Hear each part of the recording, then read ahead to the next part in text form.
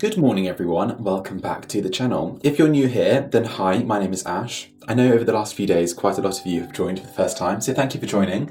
Hope you're all well. If you're new here, then I upload twice a week on this channel, once on a Thursday and once on a Sunday, and it's always a mixture of lifestyle, renovation, and homey stuff basically. So if you like that sort of stuff, I'm sure you already have, but please do subscribe. You might be asking why I've got some paint swatches in the bedroom. If you've missed a few videos ago, this bedroom is one of the next projects that we're going to be doing. I'm choosing between two paint colours. I have already made the decision, and there's a bit more to come on that very soon. I also wanted just to confirm that I have decided on a cornice for this room. Round of applause everyone, I know it's been 3 years in the making. But I don't know if you can see the ceiling from this angle. Let me try and zoom out. Okay, so you can sort of see from this angle that our ceiling in the upstairs, in any of the rooms to be honest, doesn't have cornice. We live in a Victorian terraced house. The ceilings are quite high. I don't know if that comes across on camera, but they're around, I want to say 8 foot, 9 foot possibly. So we're looking for some cornice. I have decided on this one, which is an acanthus leaf design. Is that the right way around? Yeah, so it's an acanthus leaf design with an egg and dart bottom. In comparison to the ceiling, a lot of people were saying that it might be too big, but in my opinion, I think the scale of that is quite nice. It's quite a big room, gets quite a lot of light, so I think the ceiling can take it. And we're also going to be colour drenching, so I don't think you'll notice it as much as you would if it was white. But yeah, I've placed the order for the cornice, so hopefully that comes very soon. Paint is going to happen hopefully within the next few weeks, so this room is going to be transformed. I did say the kitchen was going to be the first transformation, but I think this is going to be a bit easier, so stay tuned for that. This week was a very busy week, and we're going to work back in time a little bit because I've looked for some clips that I thought I filmed the other day and they might have disappeared. I'm not too sure what's happened to them. So we actually started the week by going to Beechall Joinery's factory again. If you guys watched, I think it was last year now, I was invited to go to the factory and see how our windows were being made, and you guys loved it. I really loved the experience. I think it was so interesting going and seeing how everything is made in their factory. When I say to you they do every single thing, the only thing they don't do is grow the trees and create their own like ironmongery. But everything is handcrafted in their factory. Everything from the frames, the doors, the glass for the window panels and the panels in the door, everything is created on site.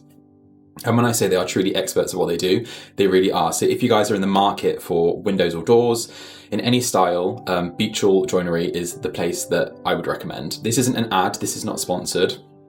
I genuinely just love James, who is the guy that runs Beechall, and I just love his company. So again, I'll leave them linked below.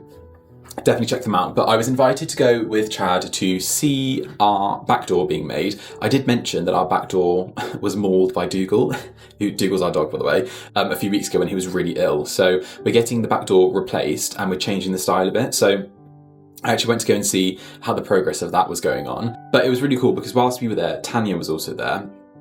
If you don't know who Tanya is, I'll leave her linked below. But Tanya's just gone through a house renovation. She's nearly finished it, I think. But she was showing us photos and her house is absolutely stunning. So it was really lovely to meet her. We were both there just filming some bits because James is really cool. He lets you inside the factory and he lets you see the process of it. So not a lot of business owners that I'm aware of actually let you just go and see the process of how they make something. So I think James really understands that people want to see that. And I think that's really cool. Very privileged, very lucky to be able to go and film some stuff for you. Thank you to James.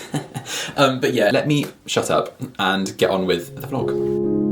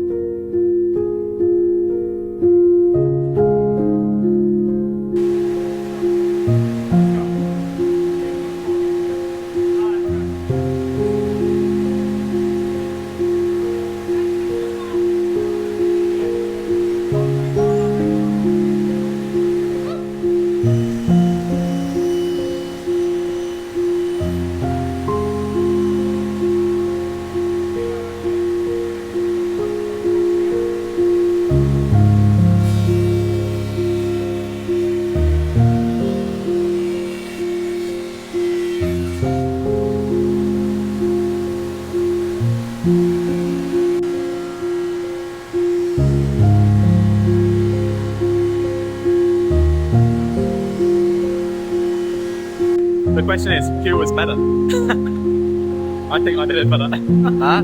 I think mine was better. But, so I haven't explained. I think this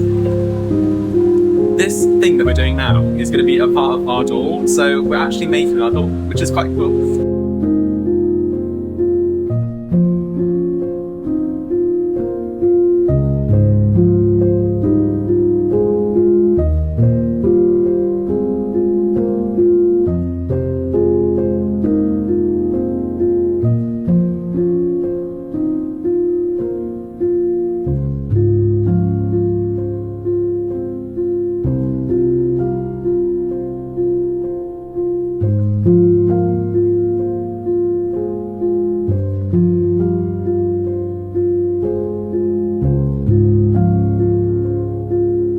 Sorry, just realised Chad wanted to change the door handle on our door for ages, and they've actually got a spare one for us. So we're just going to go and have a look at it.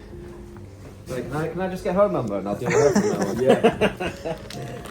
What do we have? Do you have one of ours at the moment? So we have this one at the moment, don't we? Yeah, which it's not bad. It's just I've always liked the. Oh, that's so nice. You can feel it. That's really nice. It's the size of it as well. So I'm guessing you would literally just screw that on, right? So you've got the bit in the inside. But you've also got these locators. Do we have that in our door already? I don't think we do.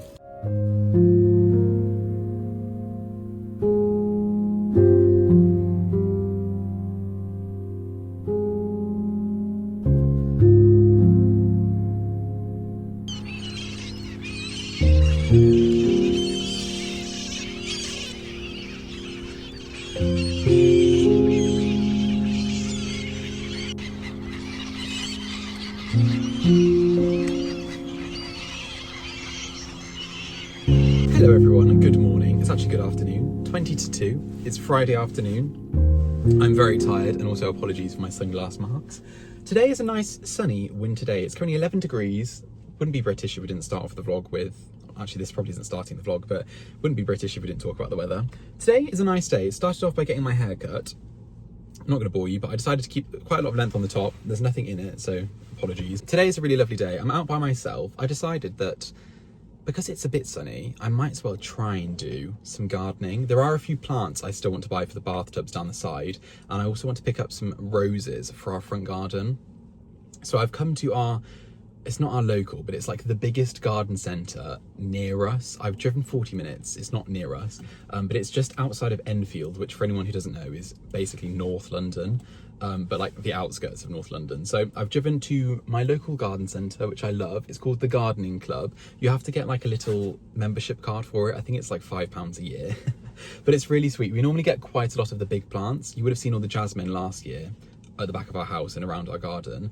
I think it costs like £40 for a huge jasmine plant. So if you're looking for some big plants, and we also got our bay trees from here, sorry, the bay trees in the garden. If you're looking for some big plants, I would recommend coming here, because it's very affordable. I think the bay trees we bought were £50 each, and if you know trees and plants, they can get really extortionately priced. So this place is one of my favourite little secrets, and it also has an antique shop down the road. It's the closest, I guess, Cotswolds-esque antique shop. It's not really expensive stuff, it's more of just sort of clutter. So what I'm going to do is I'm going to go to this garden centre first, see what I can find, and then if there's anything at the other garden centre, well basically I'm just going to take you with me, but I'm looking for some plants and hopefully we find something.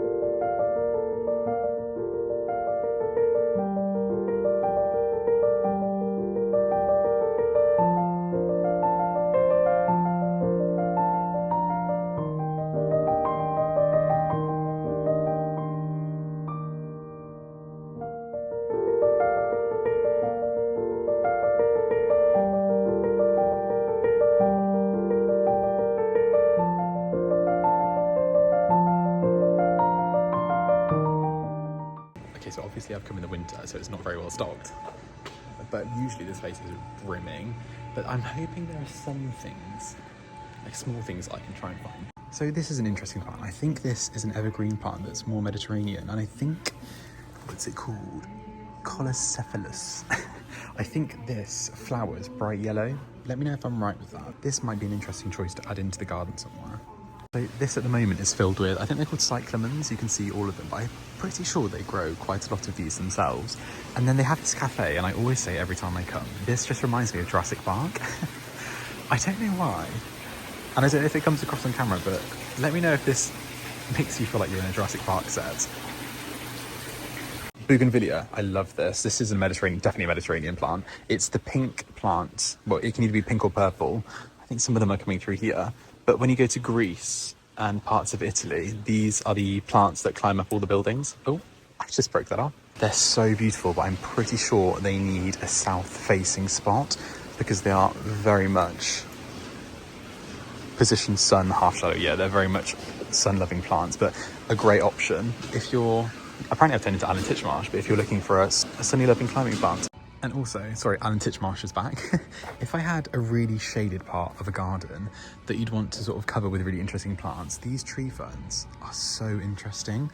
I'm pretty sure every winter these like die and then new ones come out, but they can get really tall. If you can see, the exact same plants are in the bag, and these are like the younger ones. They are £130 for a 2-foot fern, but very interesting, quite a statement piece.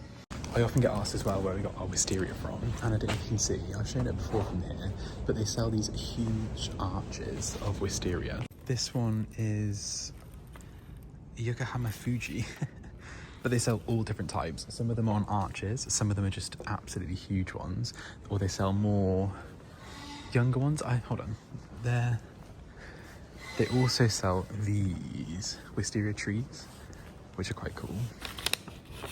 So this one is that type of wisteria. So every sort of wisteria you need, this place sells. And I think ours we paid around £250 for at the front of the house, but it's definitely worth it because it makes such a difference to the front of your house. Here are some younger ones as well, if you can see. I think they are... That one is £150. Still a really decent size though. Or they have these, which are like a tabletop wisteria. So in the summer, all of this will be like a shelter covered with really beautiful wisteria flowers.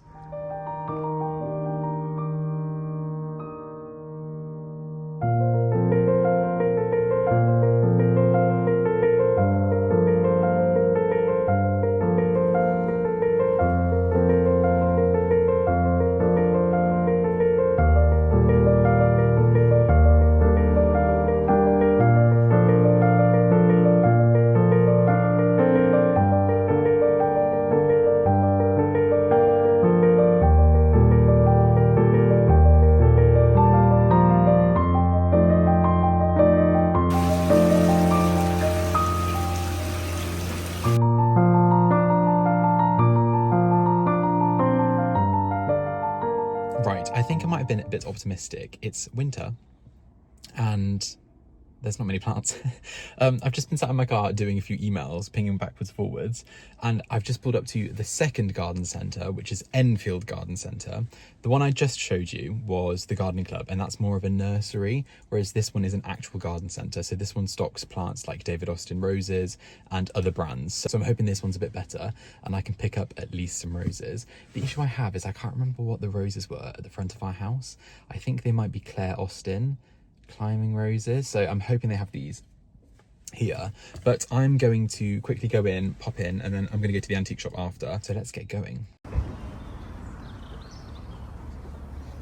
Okay, what are the chances? So they have every other one. I do really like this Desdemona rose, and I think I have one in the garden, but it hasn't flowered. It didn't flower last year, should I say, so I'm not sure if it is, but the only one I wanted they don't have, which is really annoying. I do really love these Olivia Rose Austins, which I do have a few of in the back garden. But I also kind of think that I might wait until I can get the bigger, bushier ones in the spring. So maybe I shall leave. Oh, hold on, they have more over here. No, they're not the right ones. Maybe I'll leave that until the spring.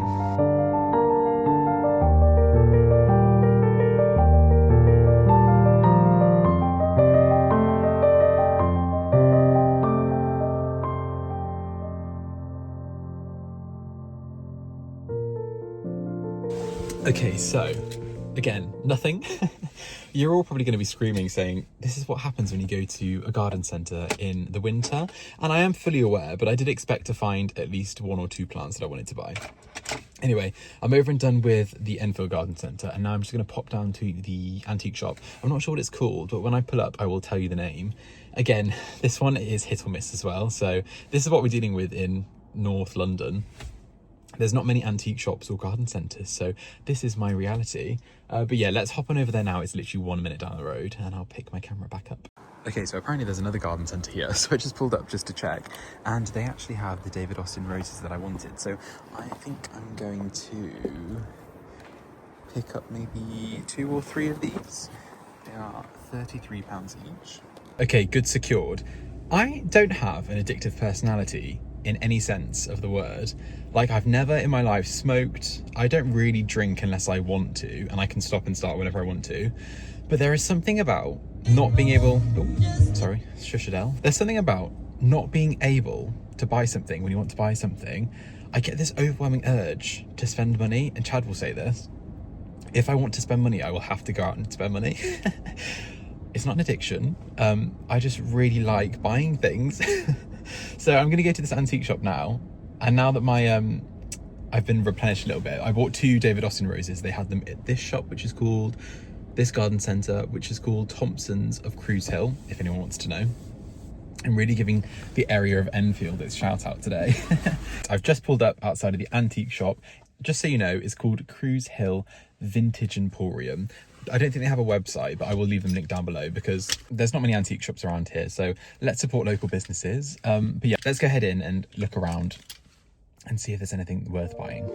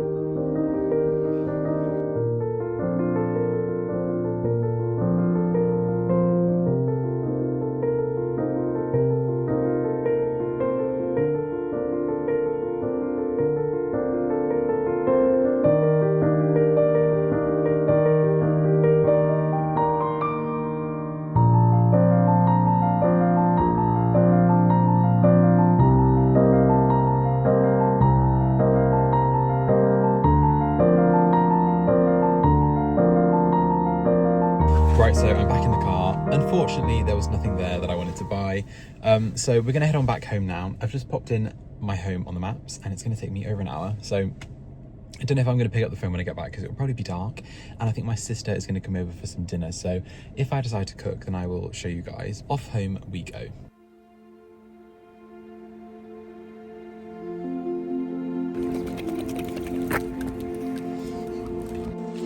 everyone, so we're currently on Saturday morning. It's an absolutely beautiful day today. It's a really lovely winter's day where the sun is out, blue skies, and everyone seems to have done the exact same thing as us and decided to go for a dog walk or just a walk through the fields and the countryside. So we have decided to take a nice little section out of the day, spending a couple of hours walking through the countryside.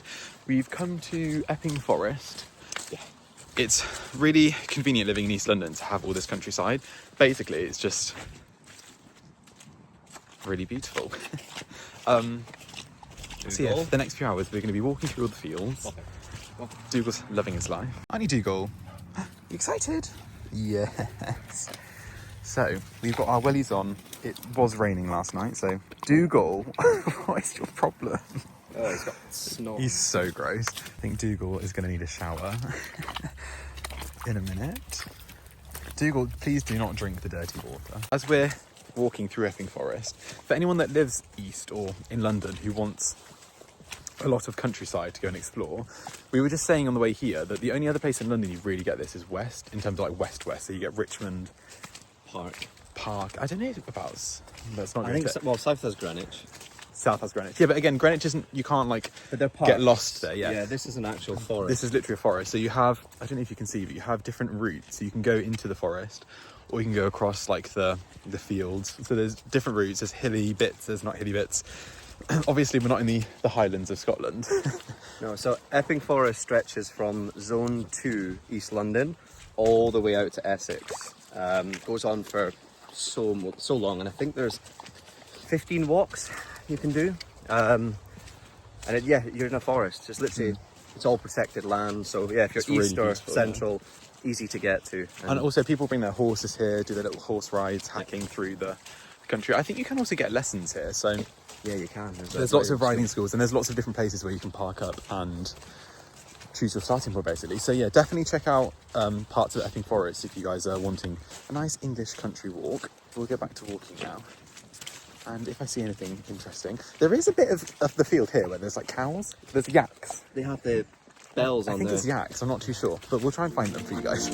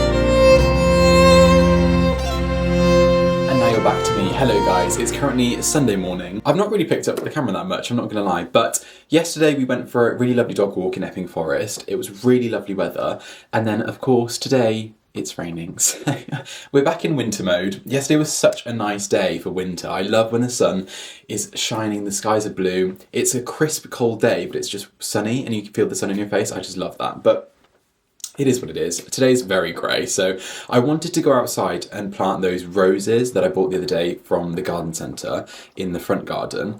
I know I'm going to get so much hate on that because there's a really tiny space for the roses, and I know you're all professional gardeners. I'm not, but I like to squidge plants into really small spaces and keep my fingers crossed that they'll survive. Normally they do, I'd say 8 times out of 10, but in the front garden, I'll show you in a minute because I'm going to take you out there, but in the front garden, on the right as you look at the house, we have a tiny little strip of room that we left for plants. I planted 2 Claire Austin roses, which are climbing roses.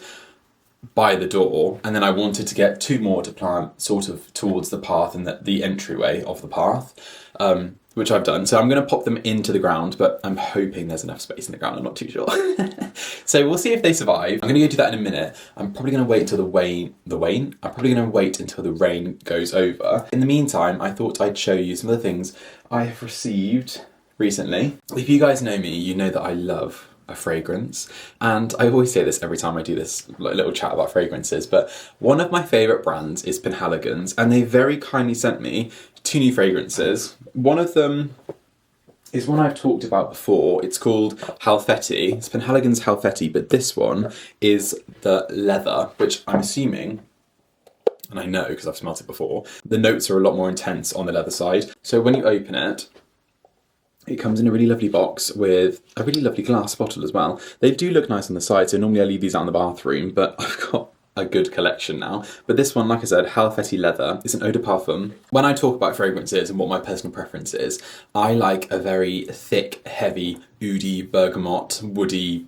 fragrance. I like something that packs a punch, but isn't nauseous. The base notes on this are incense, heart notes plum, and the head notes bergamot. But you get that really sophisticated smell of leather. Sometimes with leather perfumes, they can sort of smell a bit too brand new car. This one is a very sophisticated leather. So this is definitely one of my new favourites that I'm going to be wearing over the winter months. And again, it's quite nice, I think, in the winter when you're wrapped up warm to smell quite warm. And this definitely gives that warming, sophisticated, leathery, oudy feeling. So definitely a recommendation on my part. I will leave it linked below, obviously. The next one, a bit more rogue. I've smelt this one before in the Penhaligon's store, but I haven't ever heard anyone speak of it. Penhaligon's literally has every single type of perfume. This isn't an ad. I was very kindly sent these as a gift, but I'm not being paid to say this. I just really do love the brand and I love their fragrances. This one is called Endymion, and it's the concentrate. So it's very full. If I can recall, I think the notes of this are, I think it's lavender, geranium, and maybe coffee. It is again quite leathery, quite full, but the base notes are leather, heart notes are suede, and the head notes lavender. This, I think,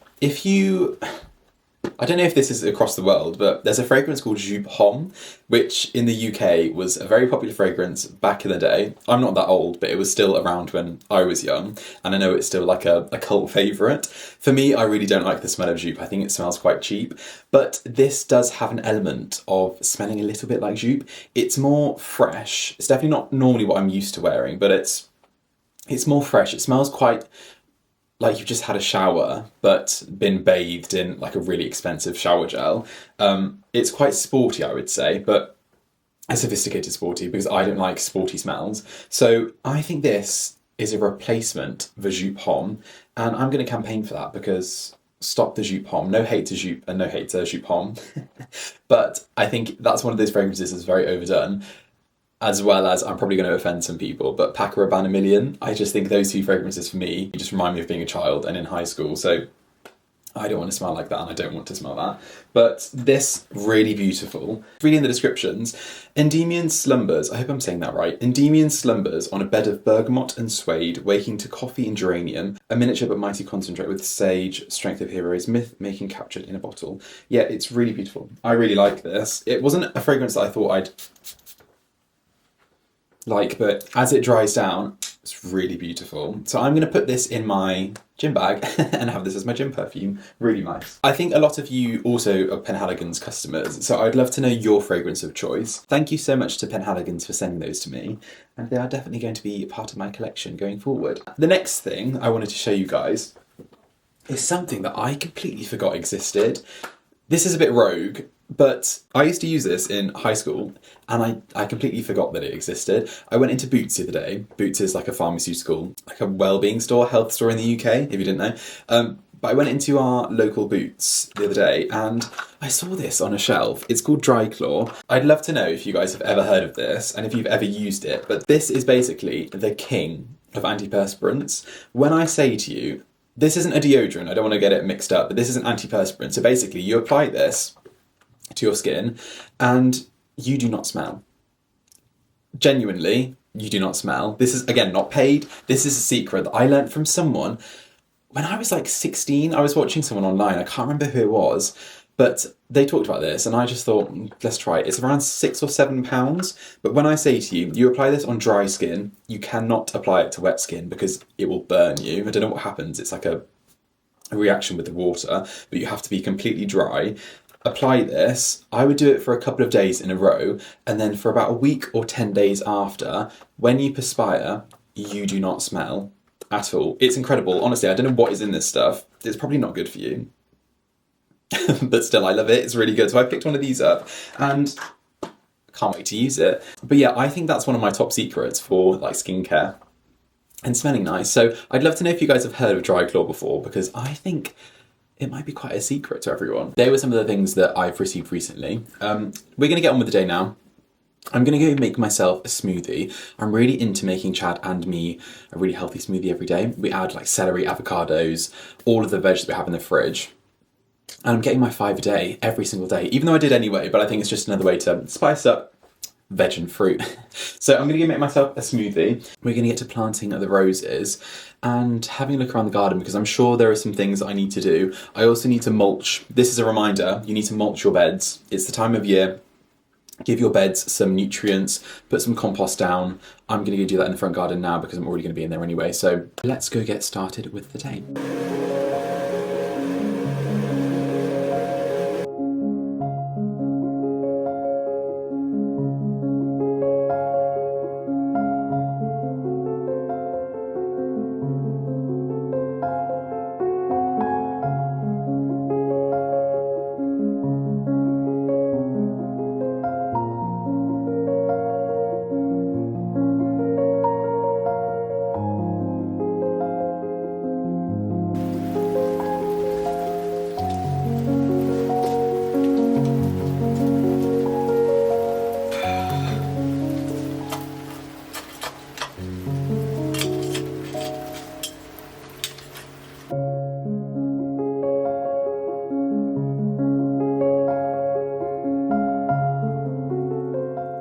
Okay, so my camera battery just died, but I managed to squeeze both roses in. And like I said, these ones did really well last year. They were the exact same size. We planted them, I think, in the winter, and they have doubled in size. So fingers crossed, let's reserve judgment, as I said, and let's see how these do as an experiment. Obviously, if they don't survive, then I will move them.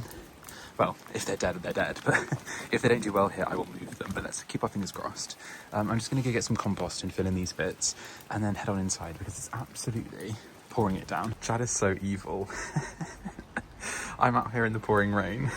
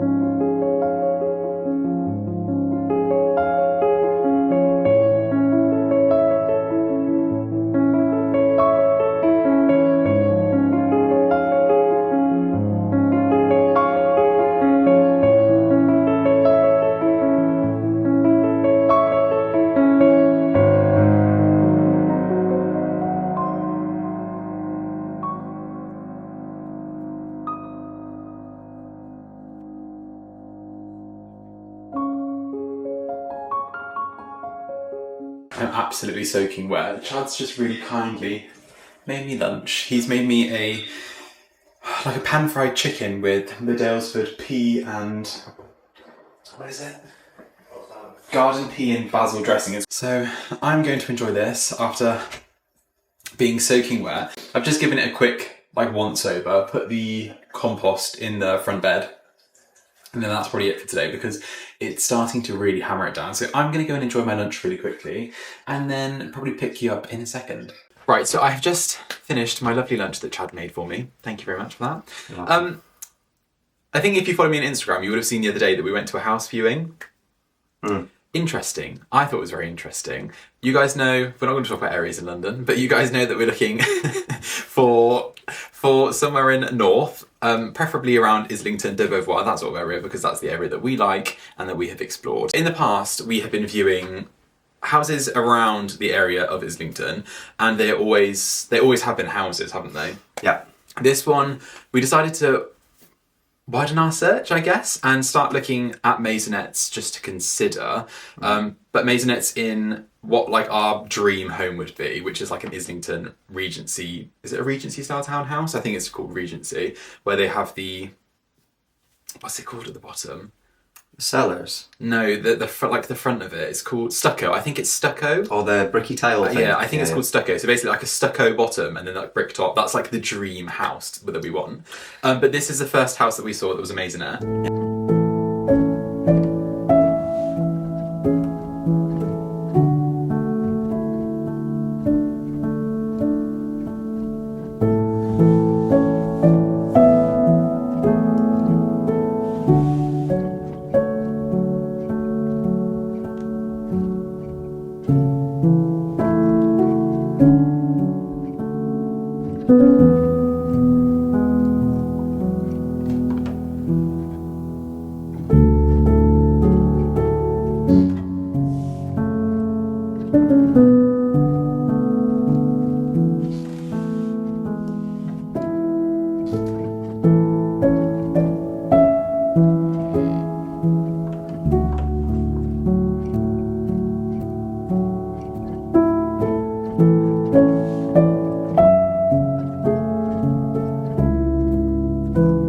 Maybe giving a bit of context as to why a lot of people will be saying, why would you give up a house to move into a maisonette, which is essentially a flat, right? It's like half a house.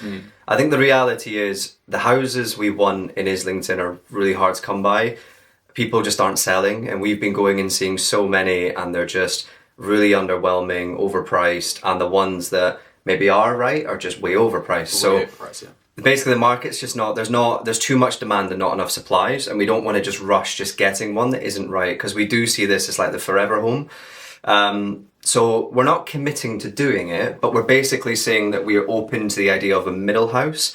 What that means is, maybe it would be a maisonette, but in like the dream location in Islington. It allows us to sort of explore the area, really know which areas we want to be and live, and then we can get to that house when and if one comes available. So it's kind of born out of frustration of we've been trying to see so many houses and just there aren't any. They're either way out of budget or they're just not right. Yeah, and to give context, on the street, I think two houses had sold in the last 10 years. I think one house sold in 2013 and another sold in 2023. Other than that, on this one street, nothing had sold. Yeah. So, and then a 4-bedroom house on the same street cost 2.8 million.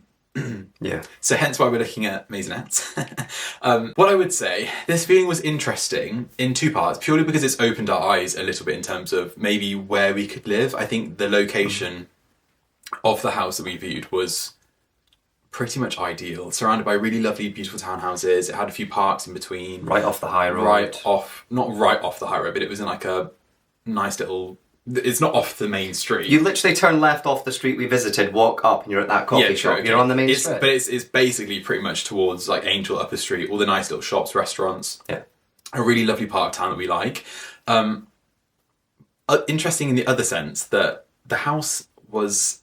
I don't know if this is... I want to ask a question because I've never lived in a townhouse, I've never viewed townhouses, but are ground floor maisonettes damp ridden? Is it common that that's an issue because they're sub ground level? I have a concern and I have a thought I think it's just going to niggle away at me that because you're below the ground, it's not good for you. The house is going to be damp, because when we went into this house, it stank. It was disgusting. And do you know the worst part? It was a landlord job as well. So to give you context, these masonettes are not cheap. They're more. This one was up for 925,000, and that's the cheapest I think we found. They're There's usually not, yeah. 1112. So we were amazed by the price, the location. We couldn't believe it. So we ran straight there. And there was just this stench of damp that was coming from the house. I think when we got there as well, we were asking lots of questions about the damp, like had it been fixed? And the estate agent, I think it was just a classic case of like, didn't want to be there, like didn't really know anything about the flat. I think with London, things just sell. They don't need to sell you. Yeah. So she was a bit useless, frankly. And I just knew it wasn't fixed because she said the walls had all just been painted. And I could see damp was still coming through the new paint. So there was something there where it maybe is just, there's no damp proof course in the cellar area and it's just the walls are sodden with rising damp, or something to do with the sewage, because in the bathroom downstairs there was like a latch and it can't go down any further. That is the basement. So I put it on my Instagram story and someone messaged me saying, that's so funny, we viewed the exact same house. What did you think about there was literally a manhole cover in the bathroom. I joked that it would be ASHLEIGH's naughty step. So when he misbehaves, down the hatch. But I don't know, I've never in my life seen a manhole cover downstairs. So I want to know if this is common in terms of, is it common in townhouses? I don't know, the bottom bit. I've never seen because it. It's literally ground level and then it's basement level. So I'd also love to know, like, for me, I think it's logical what we've decided to do, which is entertaining, not committing to going a middle house and getting a masonette, but we're open to it just due to the lack of houses up for sale. It might get better in the summer. I did read an article in the FT saying that most people don't sell in winter, they wait till it's summer because they get more money. The gardens are in bloom, people are happier, blah, blah, blah. But does anyone think it's a stupid idea? Because in my mind, I'm like, no, I think it makes sense. But then other people are like, why would you give up a beautiful house to move into a flat, essentially, just for a nicer area? But I think it's fine. But I don't know, we're in mixed mindsets because it technically is a little bit smaller than the house. So even though it's a maisonette, it still is in square footage. It's pretty much the same.